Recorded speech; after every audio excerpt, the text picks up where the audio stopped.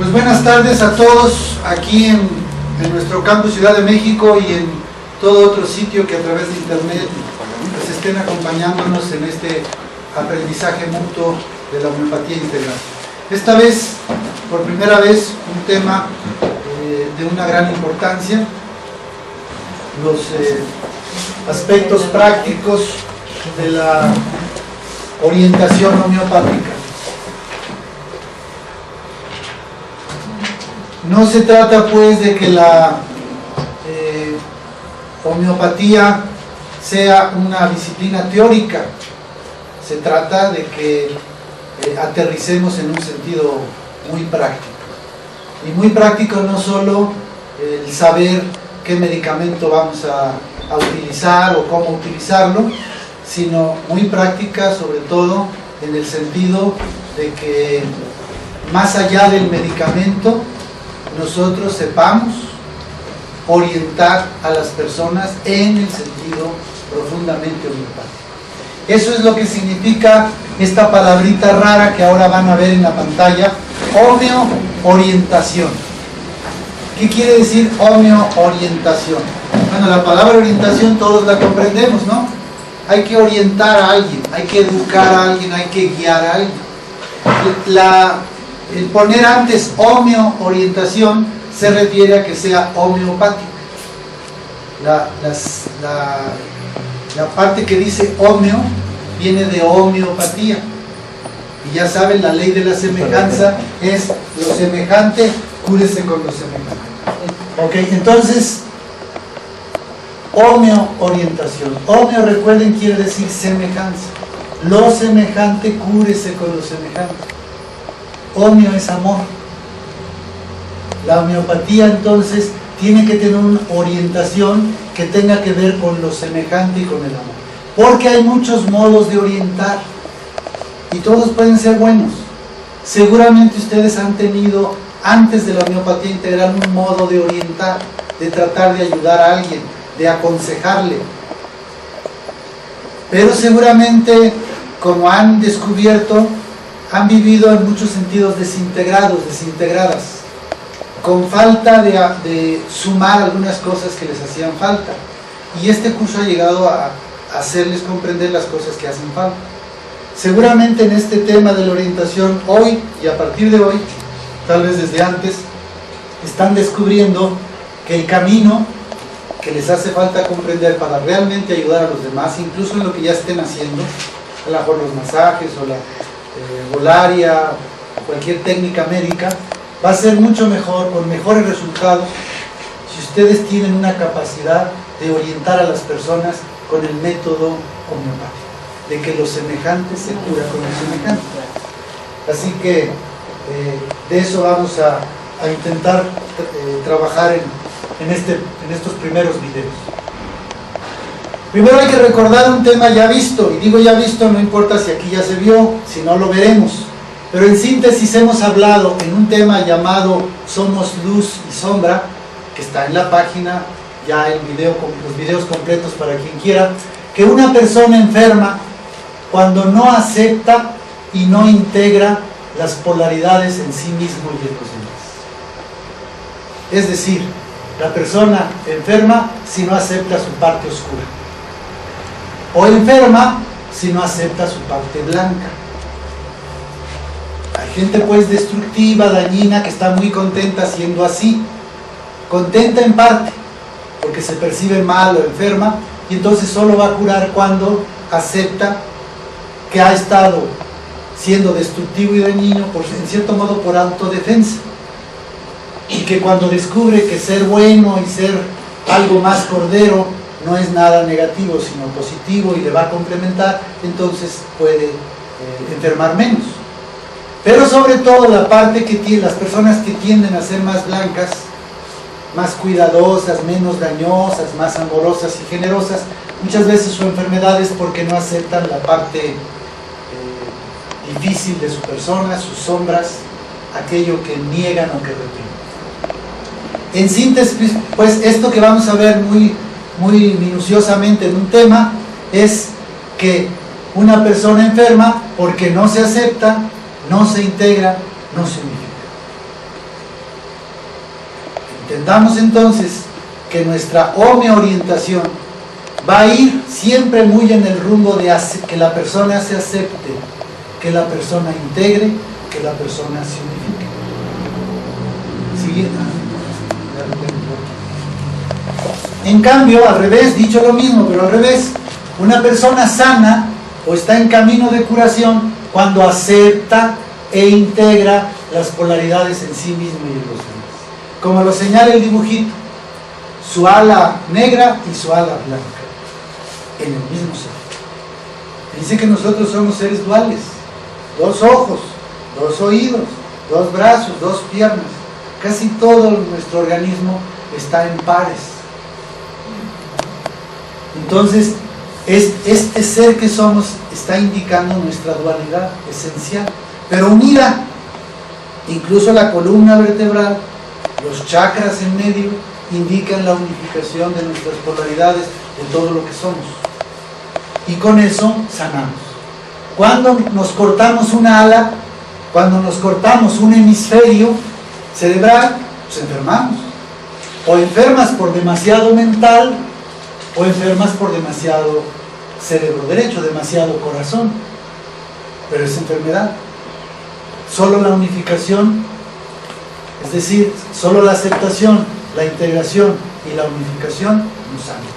Por lo tanto, la orientación que vamos a ir aprendiendo a partir de hoy, y que es muy importante porque es así, por favor, empiecenla a trabajar, no se precipiten con los medicamentos, denme tiempo a mí.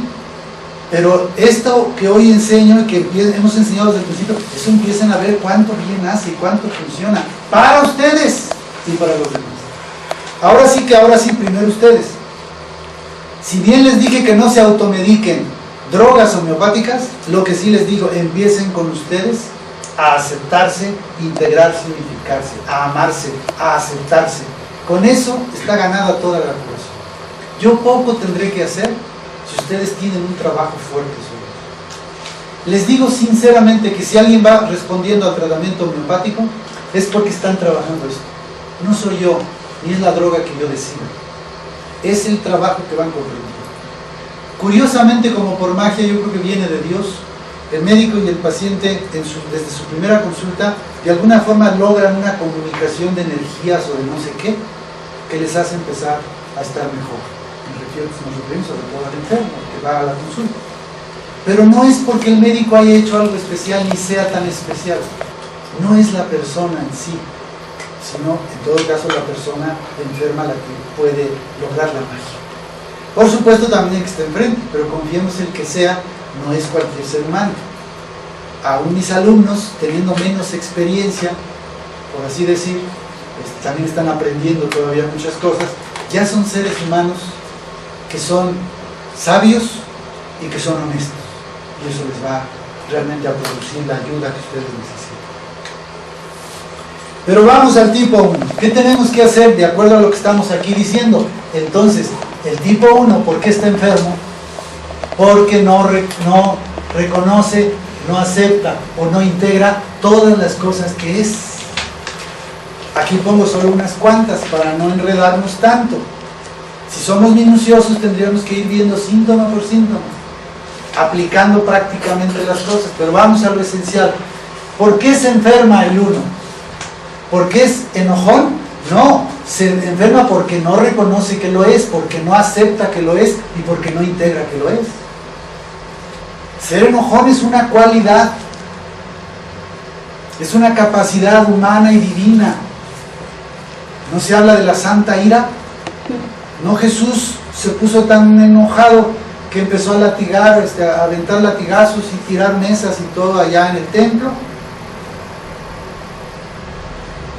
¿No se habla de la ira de Dios? Entonces, la ira no es mala, ninguna cosa es mala. Nosotros somos los que por no reconocer, aceptar e integrar, pensamos que lo negro es malo. O al revés, los que están de este lado ven que lo blanco es malo. Estar tensos no es malo. Lo que nos produce enfermedad es no reconocer, no aceptar o no integrar la tensión o la represión. Claro, yo he hablado un poco para que se entiendan las cosas, vamos como pedagógicamente hacia arriba y hacia abajo, vamos en espiral. Pero aquí en este tema ahora tengo mucho más claramente que decir, tampoco la represión es mala. Tiene sentido positivo y lo vamos a hablar en este mismo día. Tal vez lo malo de la represión sea que no la reconozcamos, que no la aceptemos, que no la integremos. Porque sobre todo un tipo 1 hay que entender que siempre va a tener esta tendencia. No tiene caso decirle o buscar como consejo, oye, es que ya no te reprimas. Ese es el consejo que damos. Es que estás mal porque sigues reprimiendo. ¿Para qué le decimos lo que ya sabe, lo que de por sí le ocurre? Hay que cambiar el discurso. No tiene sentido esto, porque en cierto modo es como su esencia del tipo 1. Es incluso una esencia que si perdiera, dejaría de ser la gran persona que es o que puede ser. Y lo mismo la intolerancia, vean, cada vez suenan más fuertes los conceptos, sobre todo si se aplican a alguien que vive cerca de nosotros y no nos gusta cómo actúa, pues nos afecta y quisiéramos que se le quitara. Pero no, la intolerancia también tiene un aspecto muy positivo que hay que saber reconocer, aceptar e integrar. Y aún la hipocresía, nadie quiere aceptar que es hipócrita. No recuerdo a ningún paciente que me haya dicho, se lo pregunte o yo no, alguna vez en consulta que me haya dicho soy hipócrita. Y todos lo somos. Si lo pensamos bien, si miramos bien dentro de nosotros, todos lo somos. ¿Por qué nos cuesta tanto? Pues porque eso en la cultura una palabra feísima. Nadie quiere ser eso, porque todo el mundo considera que es una palabra muy desagradable. Pero el tipo 1 que llega en estados muy enfermos a ser así, es su ser también, y también tiene positividad, y tiene que aprender a reconocer, aceptar e integrar. De alguna forma, si eso hace, va a ser más sano. Esta imagen es, pues, mirar la luz, mirar la sombra, amar la luz, amar la sombra. Eso lo vamos a ver en muchos más temas de nuestro curso, pero ahora a propósito de la medicina y de esta fisagria y del tipo 1, lo estamos aquí manejando. Entonces, puse unos cuantos síntomas. Vamos a ver todos los que habíamos puesto muy rápido, solo para reconocer otra vez que el rostro homeopático que acabamos de ver de esta fisagria, para realmente ayudar a una persona, tenemos que saber quién es y ayudarle a que el paciente sepa quién es, que es perfeccionista, trabajólico, hipersensible, crítico, inconforme, que es introvertido, serio, hiperresponsable, tenso, hipercontrolado, reprimido, con sensaciones de culpa, que es iracundo, sobre todo irritable, indignado y resentido, que es intolerante, que es obsesivo-compulsivo, que es vengativo y cruel. Eso puede que no le guste a él y puede que no le guste a los demás, todo eso que acabo de decir, especialmente lo que consideramos malo.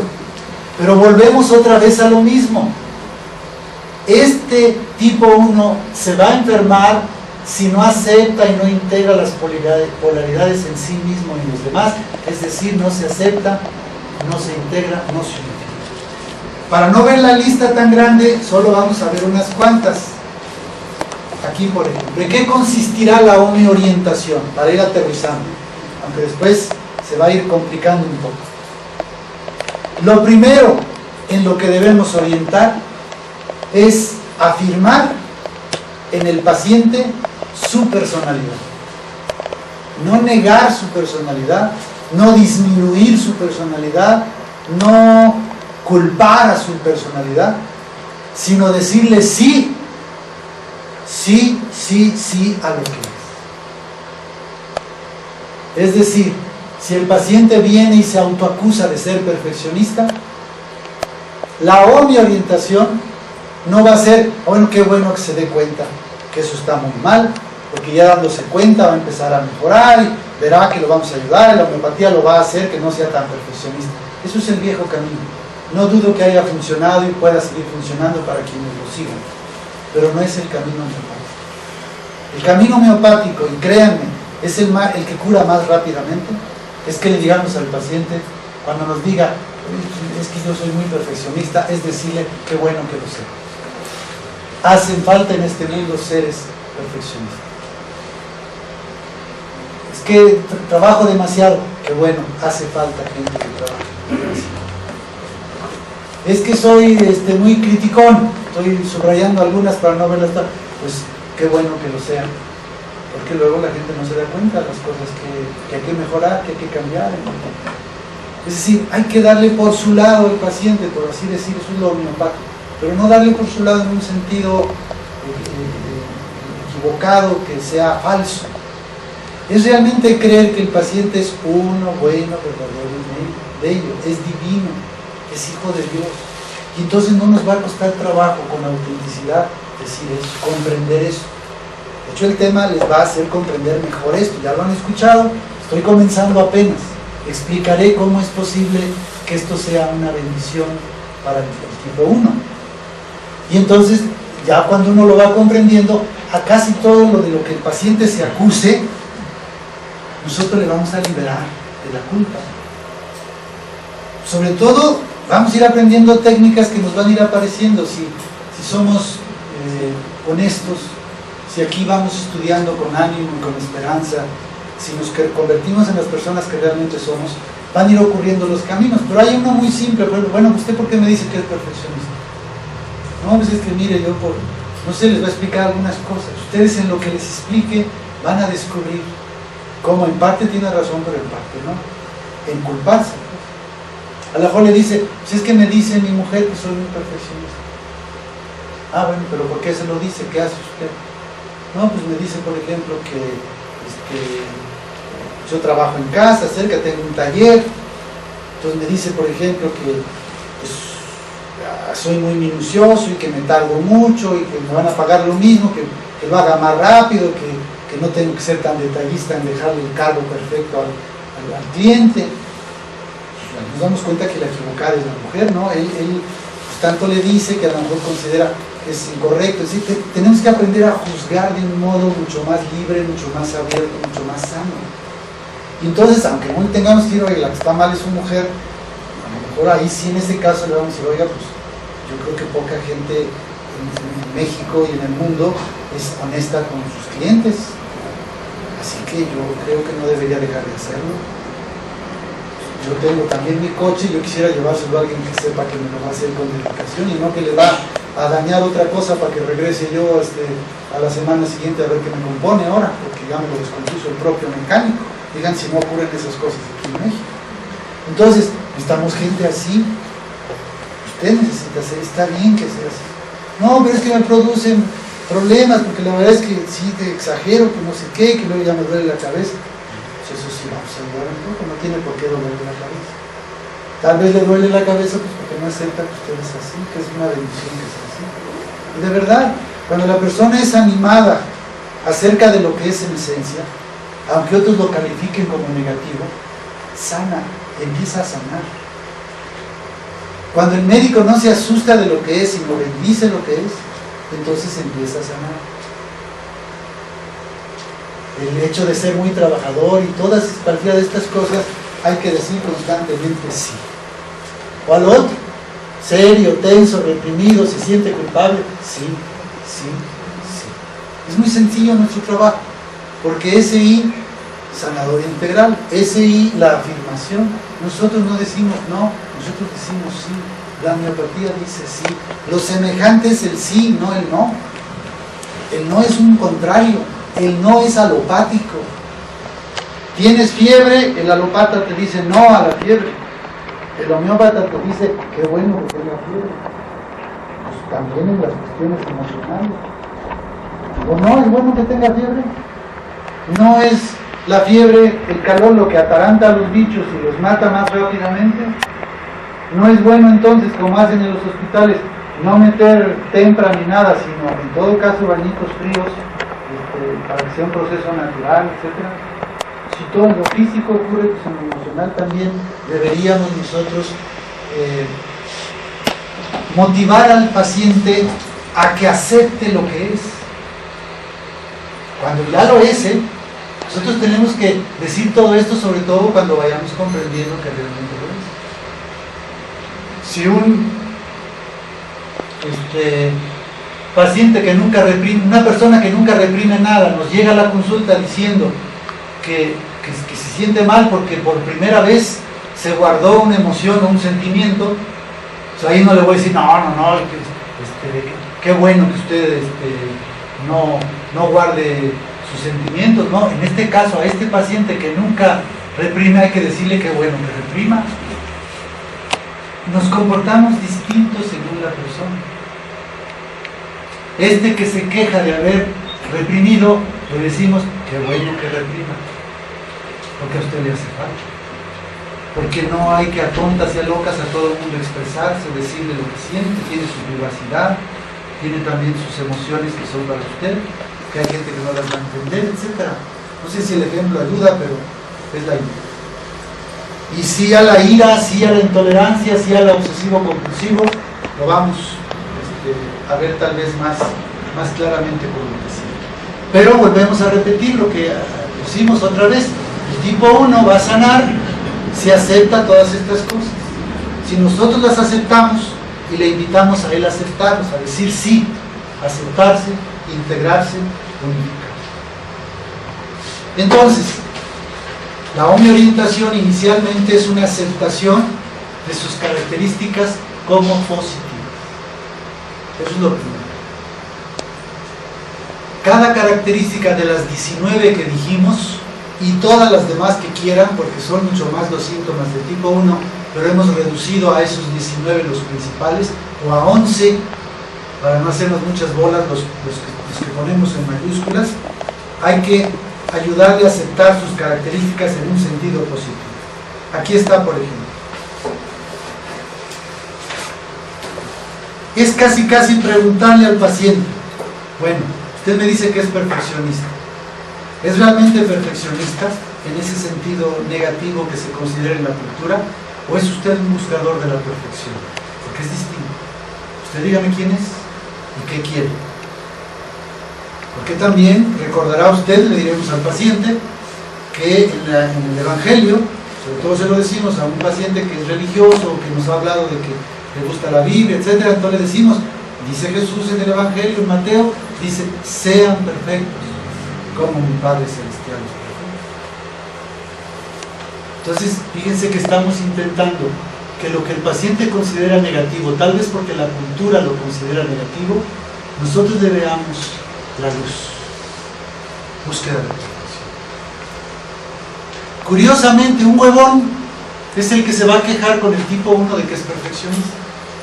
No sé, dos compañeros de trabajo, uno es 1 y el otro es 9. Y el que se vaya más pronto del trabajo, que acabe más rápido, depende de acabar el trabajo. Entonces el huevón va a decir, primero no va a hacer casi nada, ¿no? Que vaya al baño, que se está secando el sudor, que ahorita regreso, que quién sabe qué tanto, que está contestando el celular, y el otro duro haciendo el trabajo. Tienen que hacer entre los dos, entre uno.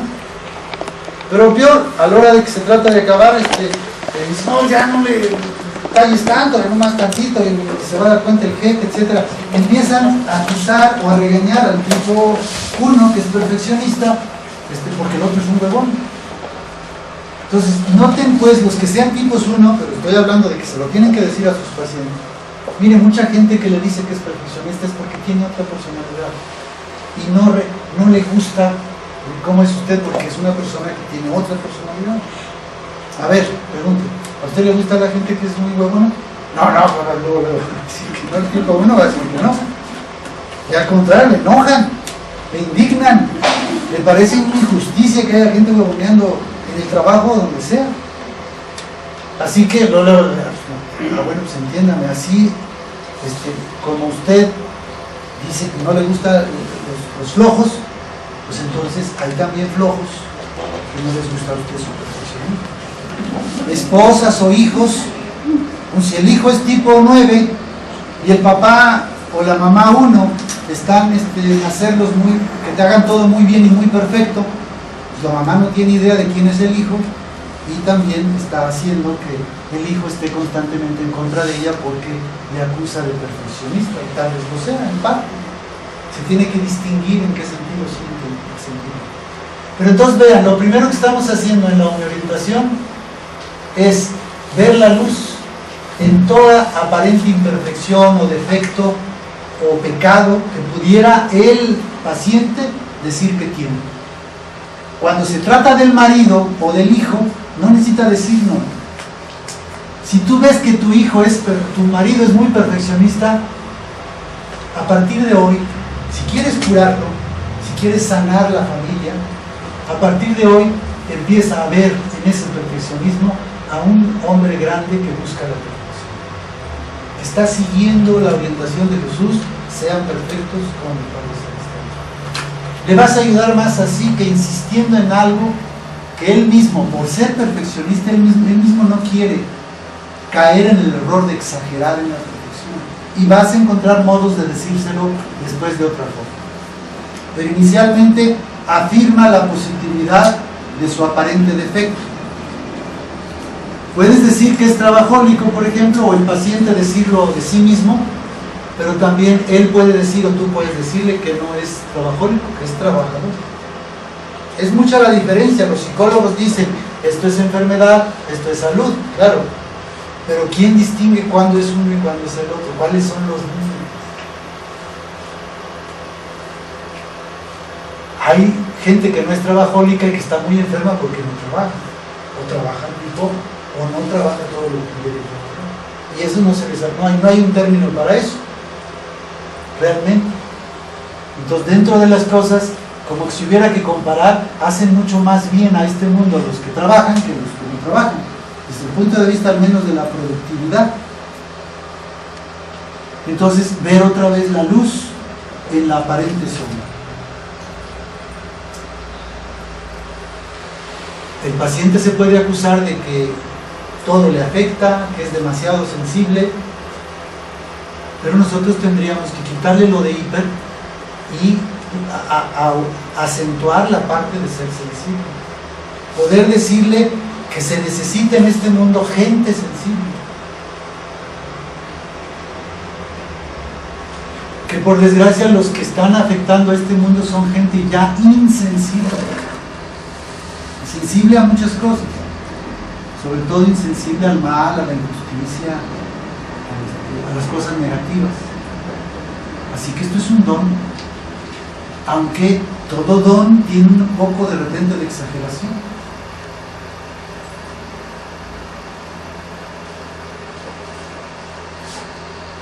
¿Tenso o enfocado?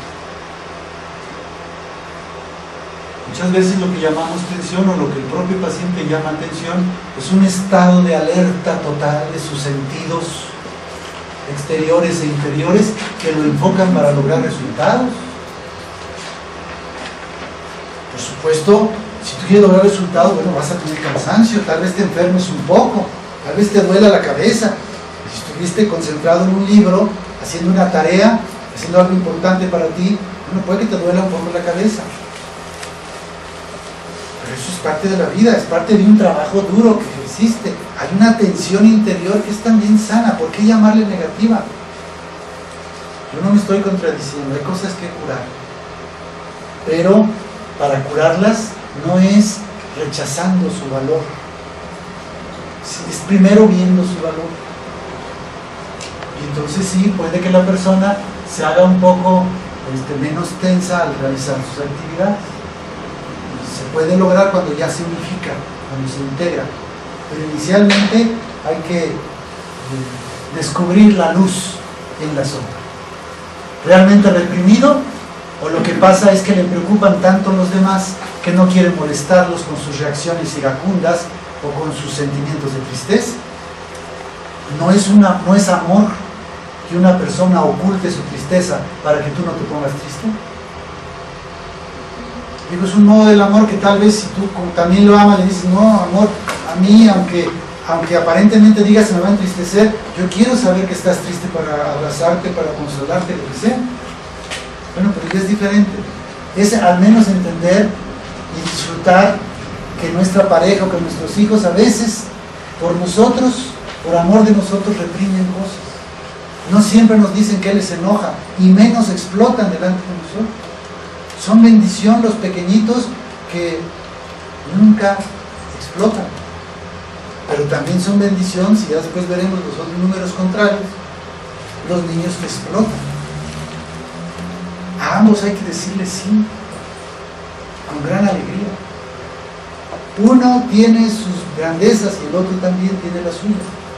Ambos tienen sus dolores. Es inevitable tanto el dolor como la salud. Entendamos eso, porque eso es lo que tenemos que aprender aquí. Cada clase con dualidades, polaridades que hay que entender. ¿Está mal que se sienta culpable? ¿O tiene también la bendición de que es alguien que desea no hacer daño? Ni el más mínimo. Incluso en el pleito que tuvieron, él siente que fue el que tiene la culpa. Y lo siente porque no quiere que la otra persona se sienta mal.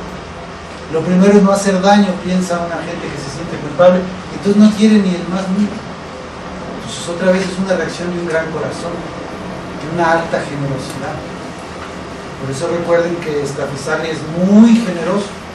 Es tan generoso que prefiere reprimir a hacer sentir incómodos a los demás. No sé, un ejemplo muy común hoy en México, en todos lados. Estaba uno muy tranquilo en un camión, tratando de dormir o estudiar, de repente alguien en el celular. No, que sí, que mira, que mañana, que pasado, que no sé qué, que me dijiste, que te dije. Unos gritos.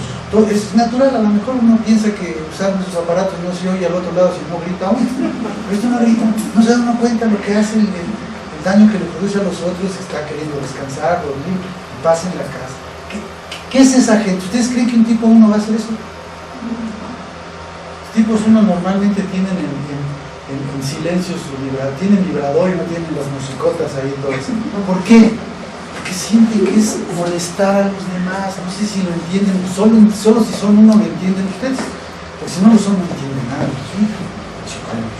Sensibilidad, para eso es, para hablar, ¿no? Cuidado si alguna vez alguien le dice a la que está hablando, oiga, que estoy hablando, que no sé qué, que tengo derechos, que es el aire mismo para todos, ¿no? Hay gente que sí sabe expresar lo que es y lo que siente, así grita, y es otra personalidad, no es tipo uno. Eso también es una bendición. ¿Por qué? Porque es una persona libre. Ya lo hablaremos en su momento. Oiga, señora, que bueno, quiere decir que usted es libre, que no le importa lo que digan los demás, que usted camina fuerte y firme, perfecto, adelante. En la primera consulta sí nos lo decimos. Y ya cuando se trata de integrar, pues tendremos que hacer ver que también la libertad debe llegar hasta donde choca con la libertad de los demás. El otro tiene también libertad de descansar, de dormir. Los que prenden, a mí me pasa en mi pueblo, la música a todo volumen en su casa, pero es como que quisieran que lo oiga toda la cuadra. Error, ¿no? Y qué difícil ir a quejarse porque luego hay gente que se molesta de que tú le vas a decir que le baje el volumen a su radio. No sé si son ustedes así, bueno, pues no son uno, pero se incomodan a otras personas. Es lo que hay que entender. El uno tiene que entender que debería ya empezar a incomodar un poco a los demás. Y el otro, pongamos el número que sea, tiene que empezar a incomodar menos a los demás. Solo así ambos se van a integrar. Pero ambos son geniales. Simplemente uno molesta tanto al otro como el otro, ¿no? Los que, por ejemplo, son muy ruidosos, no les gusta estar en una fiesta con uno aburrido. No lo quieren de pareja, no quieren salir con él porque no va a querer bailar, porque es un aguado. Entonces, quieren otra persona, ok, pues ese es el punto. Lo curioso es que casi siempre nos vamos a buscar los opuestos, porque las almas gemelas son así, son para unificar los opuestos. Pero eso es entrar en otros rollos, precisamente. La ira, el enojo, ¿es realmente pecado? ¿Es uno de los 7 pecados capitales? ¿O es también fuerza de transformación? ¿No es también con la pasión profunda de un tipo 1 que puede hacer cosas grandes, importantes para los demás? No es que le enoje la injusticia el que a lo mejor se dedique, haga una ONG, o él pertenezca a una, luche por los derechos de los demás y de sí mismo, etc. ¿No es una fuerza enorme el enojo que tiene? Que si no fuera el enojado, pues no tendría tampoco la fuerza que parece tener. De hecho, mucha gente envidia la fuerza de los fuertes, de los iracundos. Quisieran tenerla, la envidia. El 4, por ejemplo, envidia esto, el 9 envidia esto. todos envidiando el uno que envidia la suavidad y la paz del 9 o del 4, por eso se casan. Los que no funcionan es los que no entendieron nunca que el matrimonio era para eso, o que descubrieron que se casaron iguales, están los dos peleando, los dos son uno, son los 13, son los 4, pero no, eso es lo que debemos entender en la universidad. No, es que yo todo el tiempo tengo conflictos con mis hijos, con mi mujer. Vamos descubriendo por qué somos conflictos. Y entendamos que a lo mejor el conflicto es que ni usted acepta como es, ni ella acepta como es. No se conocen. Llegaron para estar juntos, usted enojón y ella no. Ella es friolenta y usted caluroso. Así es la vida. Ella necesita su calor y él no sé, de veras, vayan haciendo analogías, pensando estas cosas en la vida práctica, con las personas que estén cerca de ustedes, con el marido o cada hijo, y van a descubrir muchas cosas maravillosas ustedes mismos. Yo no alcanzo a explicarles tanto, aunque poco a poco lo hago. Suena muy feo esto de obsesivo compulsivo, pero hay que decirle al paciente, bueno, más que una enfermedad tal vez, es una misión personal. El mundo necesita obsesivos compulsivos. Si no hubiera obsesivos compulsivos en este mundo, en este espacio-tiempo, las cosas no funcionarían en algunas áreas. Como también se necesitan a lo mejor los contrarios fueran los huevones, vamos a ponerle así. Tiene también su nombre psicológico, pero no sé por qué se me olvida. Estos obsesivos compulsivos tienen una fuerza especial, probablemente dada por Dios, no probablemente, la verdad es el cosmos, es su naturaleza. Cuando nosotros afirmamos esto, el paciente va a salir de la consulta muy sanado. Por primera vez escucha que él es una gente buena, una buena, verdadera y bello de verdad.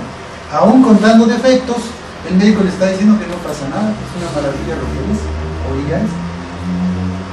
Tampoco se exagera nunca tanto, yo estoy exagerando pues, para que vean y ustedes asuman las cosas con cambio. He atendido a varios de ustedes, a lo mejor siempre atiendo de forma diferente, no hay moditos que se repitan con nadie, todo depende de cada persona, de cada situación. Uno se pone el gorrito, ya Dios sabe cómo va a funcionar la consulta, pero sí hay criterios básicos con esto. Es muy difícil que yo en una consulta me ponga a contradecir, sobre todo en la primera ocasión.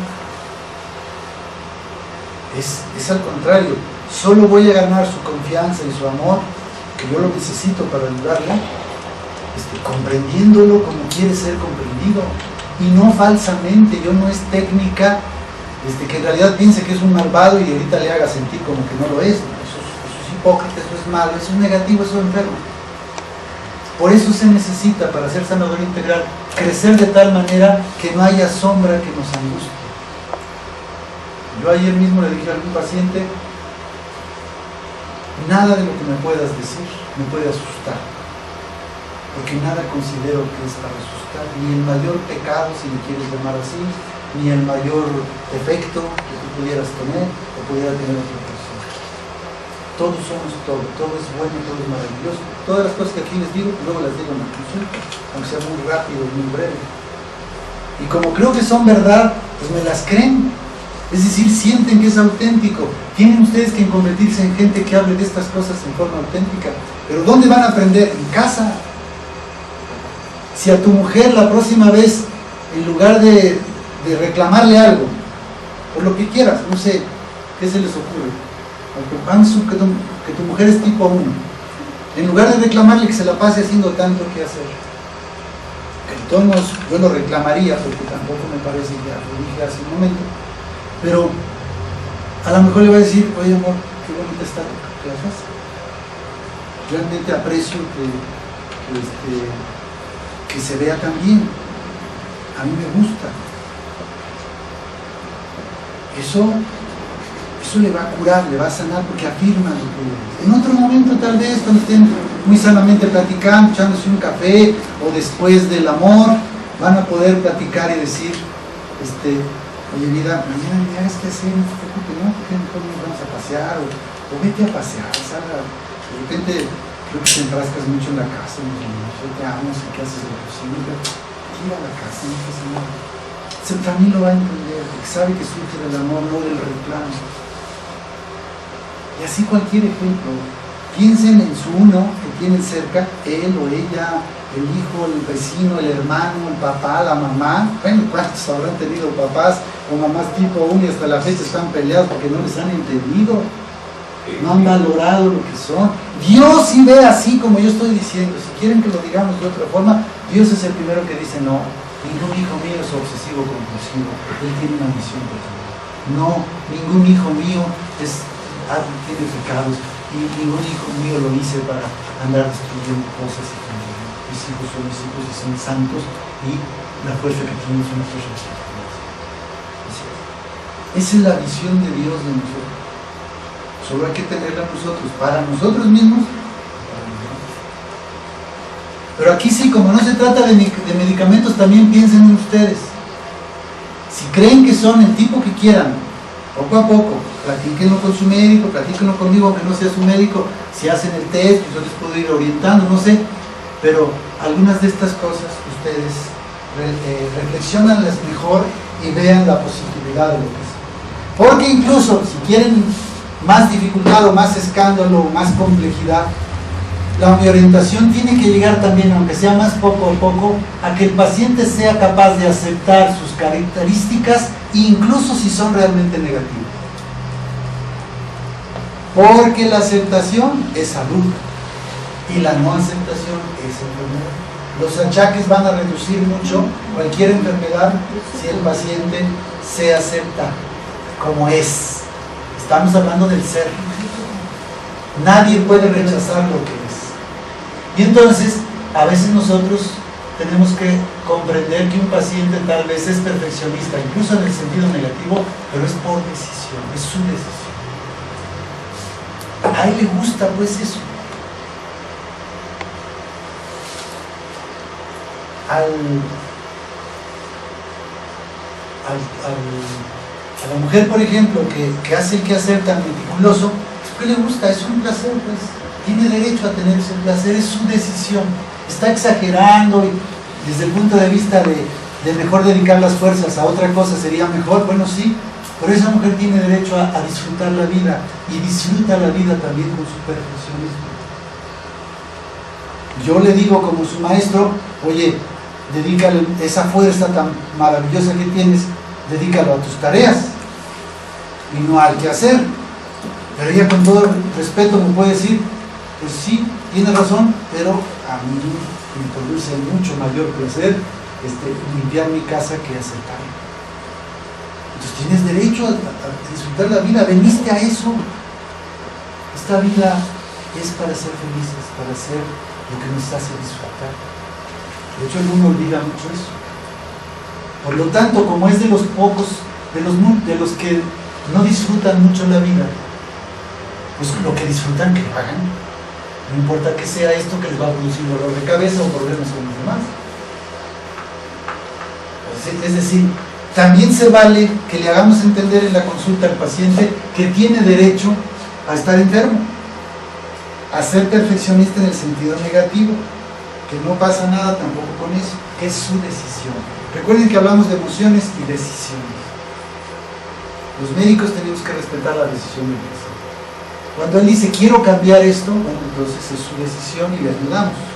Y la homeopatía va a funcionar. Pero si su decisión no es seguir siendo perfeccionista, el Staphysaria no le va a quitar eso. No es capaz. La Staphysaria ni ningún medicamento rompen con la libertad humana, con la propia decisión. Todos los que siguen se parecen. Alguien puede ser trabajólico porque eso es lo que le da sentido a su vida. Hay gente pues que trabaja 2 o 3 trabajos porque con eso gana el dinero que necesita para que sus hijos tengan, no sé, tal escuela, tal cosa. Ese es el sentido de su vida. Muchas mamás hacen eso. Yo estoy en desacuerdo también con eso. Creo sinceramente que eso no les educa a los hijos ni les da a los hijos lo mejor. Pero mientras esta persona no lo entienda así, tiene derecho a deslomarse, a acabarse la vida trabajando duro, con un montón de trabajo, porque eso es lo que cree que es el sentido de su vida. Tiene derecho, está bien. El médico tiene que comprenderlo, tiene que ayudar a profundizar en todos estos conceptos, pero finalmente la orientación tiene que ser capaz de comprender que el paciente toma sus propias decisiones, aunque en apariencia fueran equivocados según el médico. Hay personas que a mí me llegan, lo primero que les digo en la consulta, pues es que tiene que dejar el trabajo que tiene. Si quiere curar realmente de tantos síntomas que me dice, debería dejar tal trabajo. Y cuando no hay otro trabajo, en este México nuestro, cuando además, sin ese trabajo no puede ayudar a su familia, pues le pido imposible, no puede, un médico no puede pedir imposible. Lo que tiene que decir, bueno, de acuerdo, pero también entiéndame y acéptame que entonces pues va a seguir, no sé, con el estreñimiento, por ejemplo. Las personas estreñidas son las que pues, se esfuerzan mucho, no se relajan, ¿no? No quiere decir eso estar estreñido, que todo está relajado y por lo tanto también el intestino, etc. Entonces, pues si no se va a relajar, pues va a seguir con el estreñimiento, no importa que des esta resaca o los chochos que sean. Pero está bien, puedes vivir con estreñimiento y con algo de molestias. ¿Por qué tú has decidido, tienes el sentido de comer? O hay gente hipersensible, pero que reconoce que si no lo fuera, no gozaría ni disfrutaría tanto la vida. El hipersensible sufre todo demasiado, pero igual lo goza enormemente. El que es consciente de estas cosas, dice, bueno, si a mí esta bisagra me va a quitar algo de sensibilidad para el dolor, también me la va a quitar para el placer y para el gozo. Entonces no, prefiero sufrir como sufro con tal de tener los placeres que disfruto.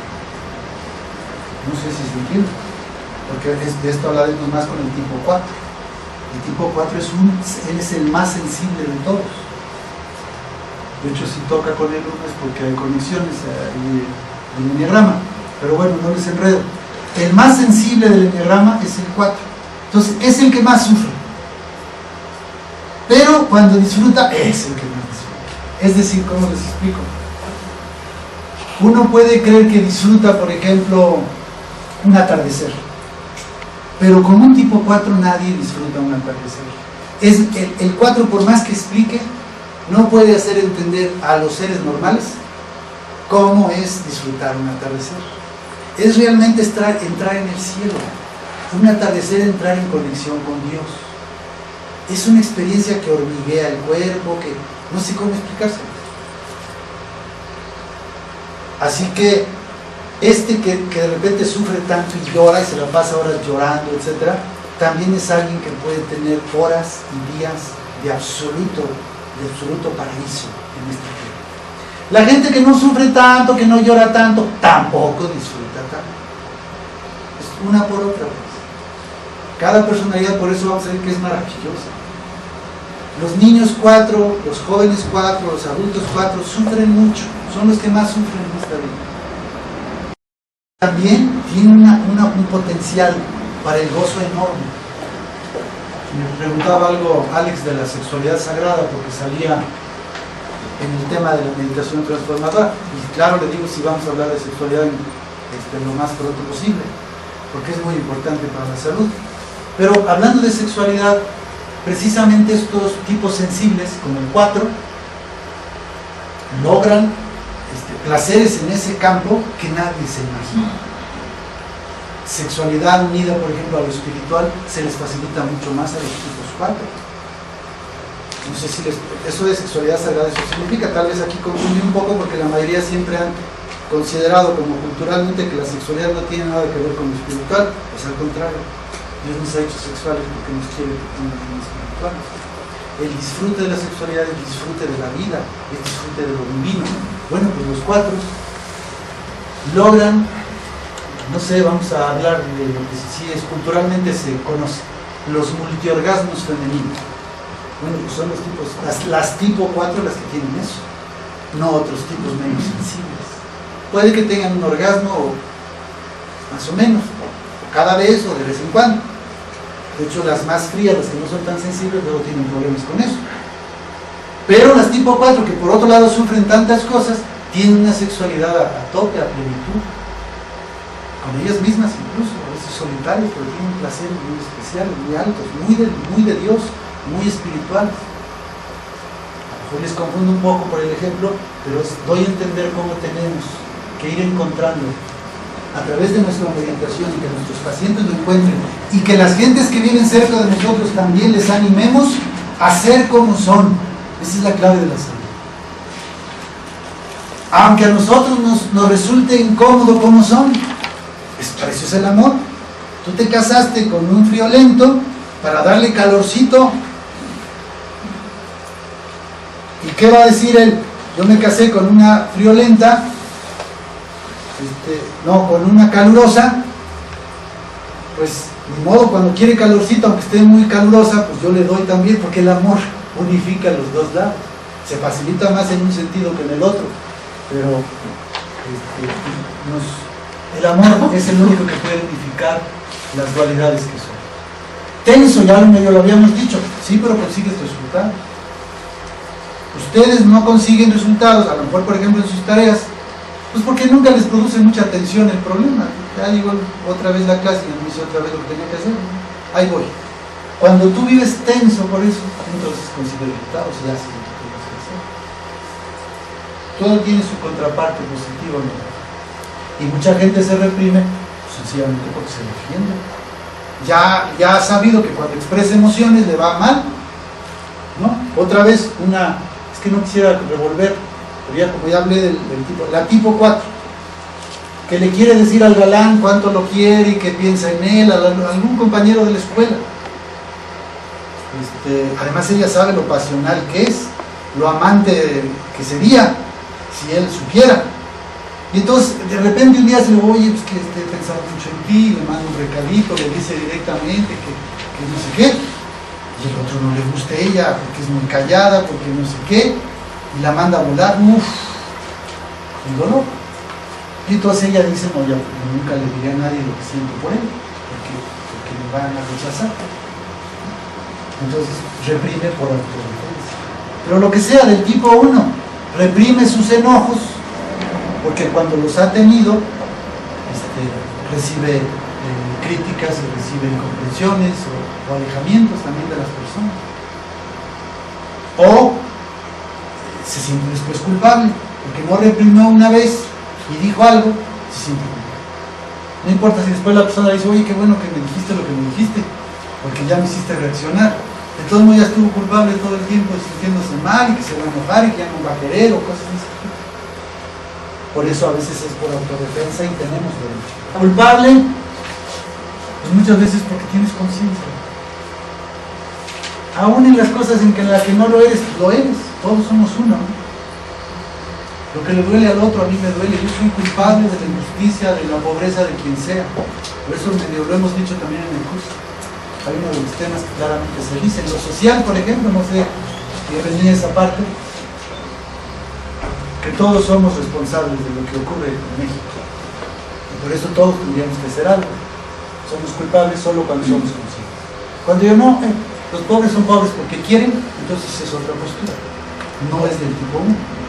El tipo 1 es, los pobres son pobres también porque no quieren, porque yo no lucho, porque no trabajo.